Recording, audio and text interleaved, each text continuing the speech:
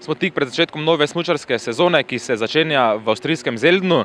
Naše smučarke so se čez poletni premor pridno in vestno pripravljale ter trenirale, jutri pa bomo vsi z nestrpnostjo pričakovali njihov rezultat. Kar 1, 2, 3 je spet tukaj sezona in sploh tale zadnji mesec pred Zeldnom je bil zelo intenziven in smo imeli kar par zelo dobrih treningov.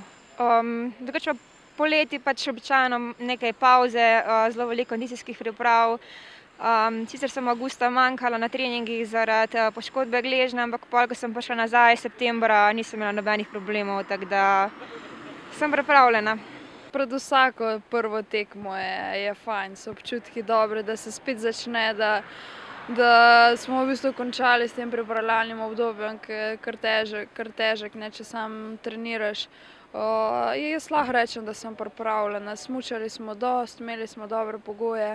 Jaz sem ta zadnji trening v pitstalu zbolela in sem obležala v postelji, tako da je bilo kar hudo, ampak sem pol v torek bila že boljša in ko smo šli v sredo na pot, nisem čutila več kakršnikoli posledic. Mogoče mi je malo moči vzelo, ampak se pravim, za tole gor, ko sem smučala, nisem čutila, da bi imela kak primanjkljaj.